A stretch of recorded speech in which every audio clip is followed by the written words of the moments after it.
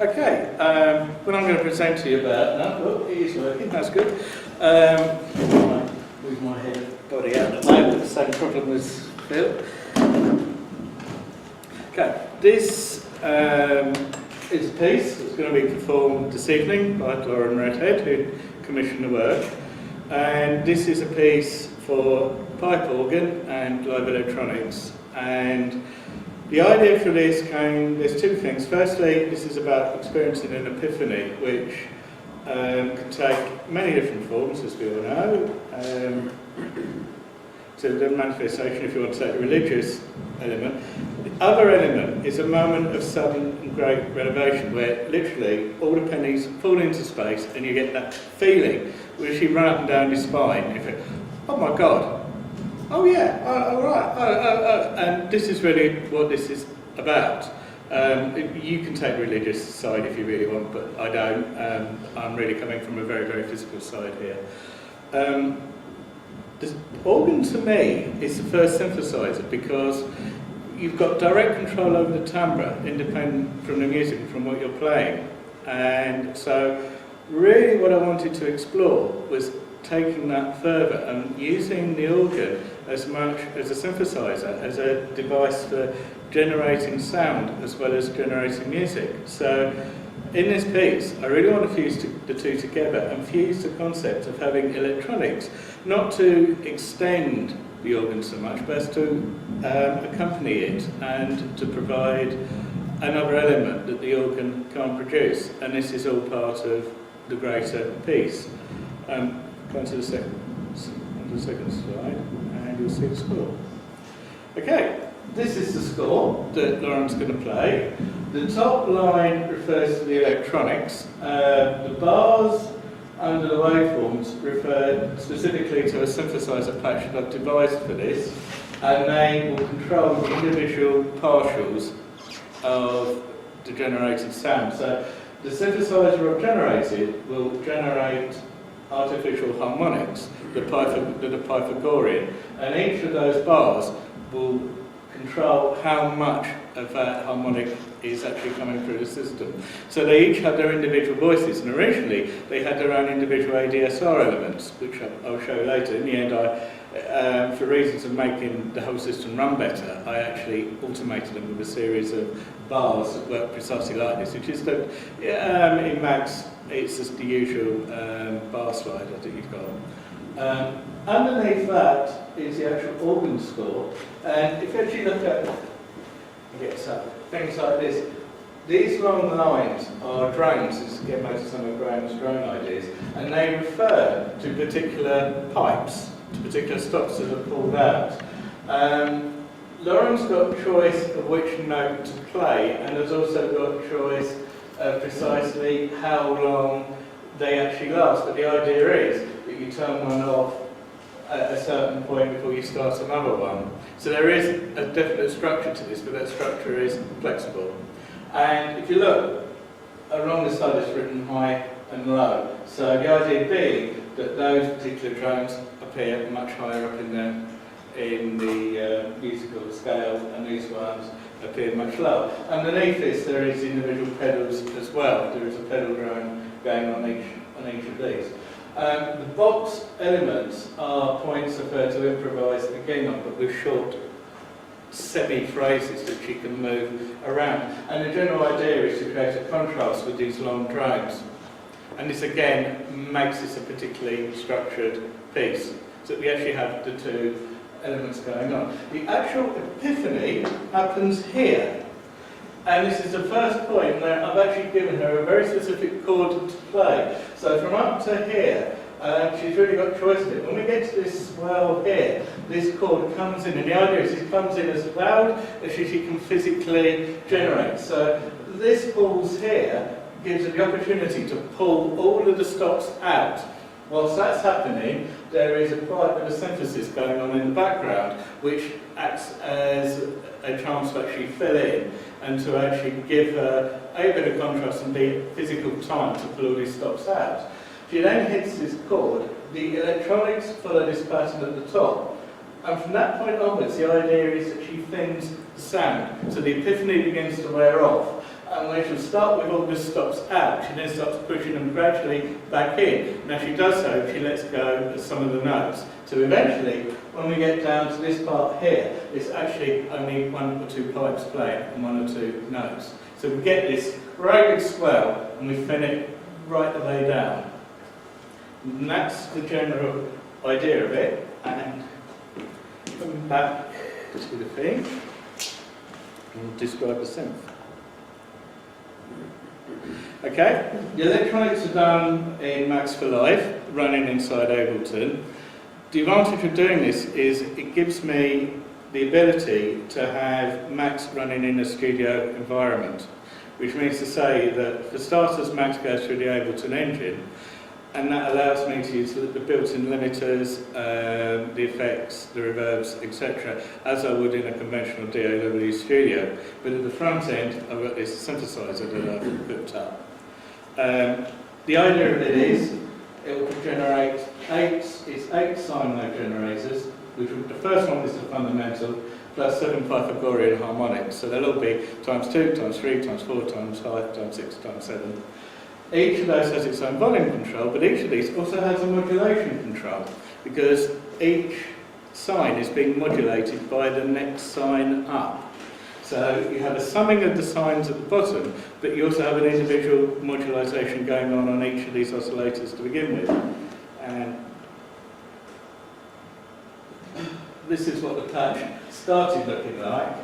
At the bottom we've got the mixer. The output in the middle goes to the spectrogram, which actually tells me what sort of shapes I'm actually ending up with.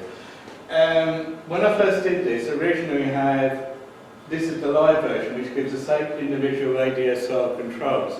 So if you were playing this as a live instrument, you can actually juggle about with how long you want these harmonics to last and where you want them to come in.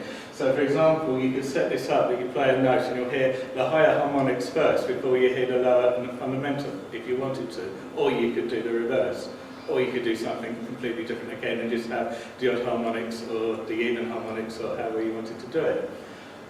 The unfortunate thing with this is, that didn't work well in the polyphonic sphere, but also for this piece I really wanted an element of automation. So I replaced all those ADSRs directly with slider in Max, which then allowed me to have each individual controls, and those controls could be automated from within by drawing lines from within Ableton.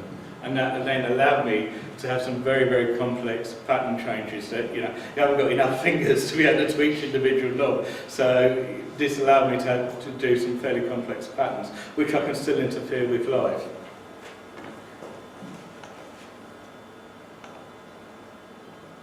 Okay. These are some of the sounds that it sounded like. On the bass, you can actually hear, we'll start off with the fundamental, which then starts to become modulated with the other sounds.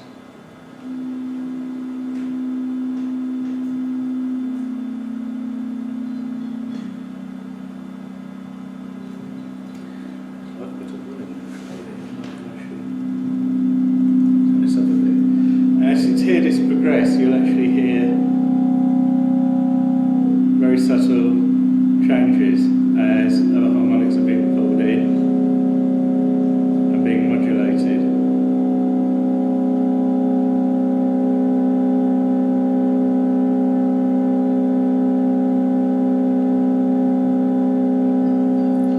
And if I pause that, I'll actually play you. Now I'll start really pulling some of this out, and you can hear really quite sort of very, very, very different elements.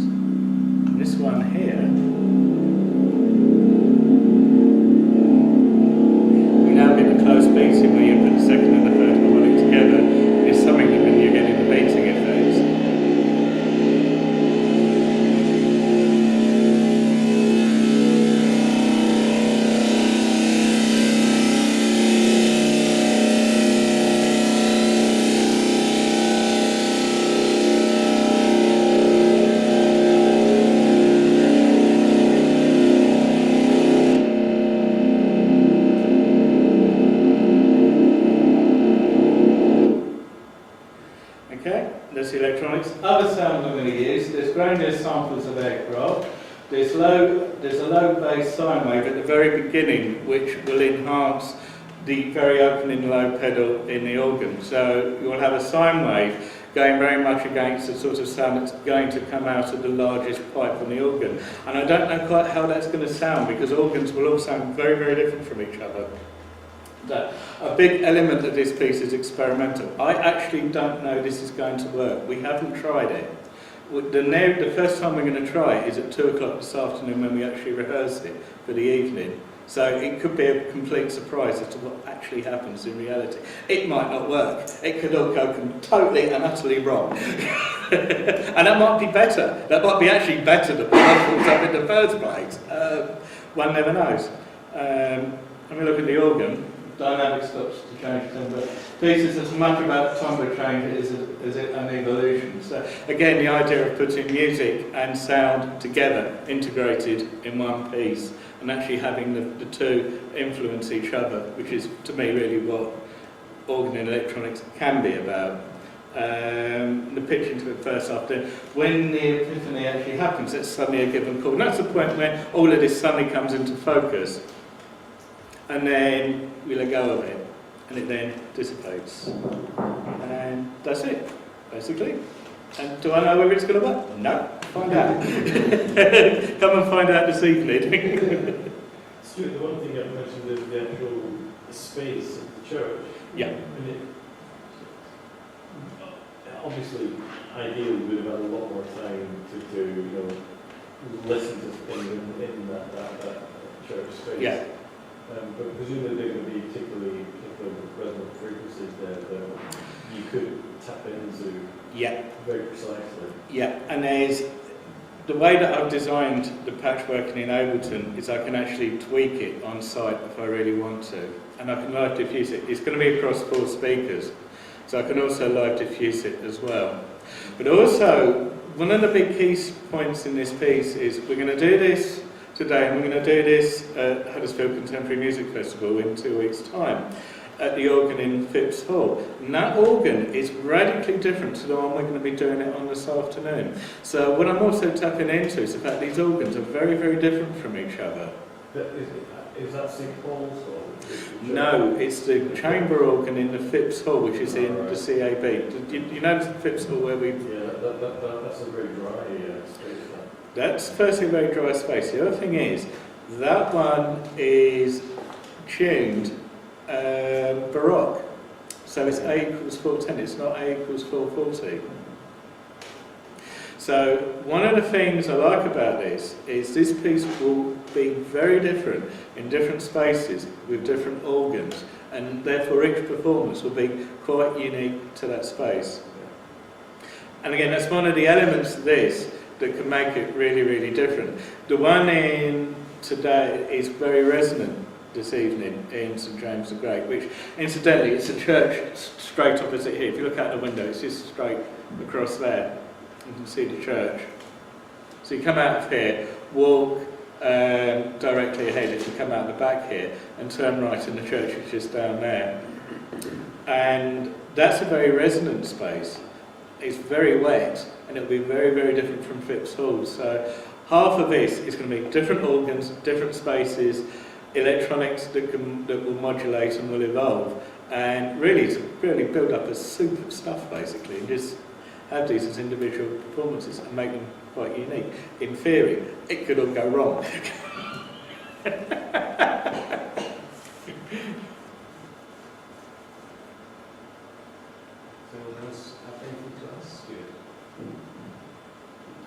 Just in general, I'm quite fond of pipe organs anyway, and it's interesting you said they're the first synthesizer. I think also it's the first way of making sub-bass really as well. Absolutely. I think it's really exciting. Absolutely. And the sort of, the material, or the kind of physical sensation, and I think that's, using the Epiphany as well as just the physicality of it.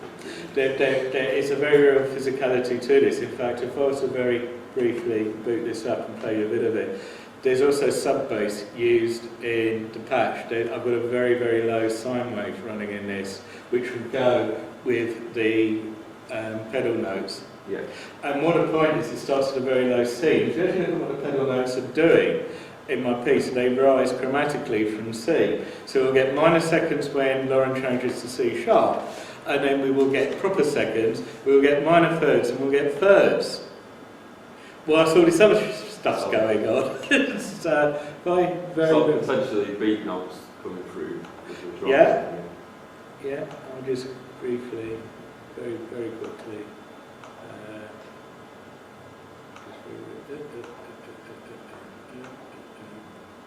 Okay, let's just see if I can get some fire up.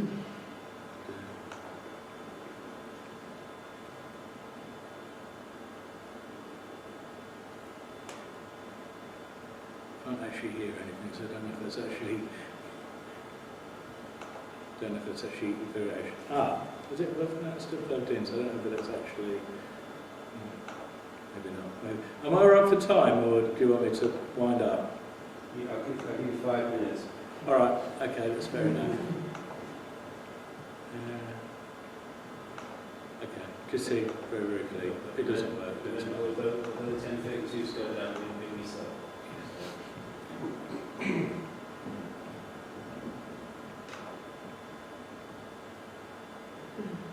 Yeah, it's not going to work through this, so I'll leave it at that.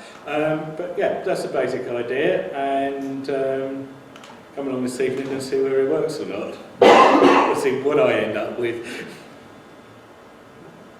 Okay, that's good.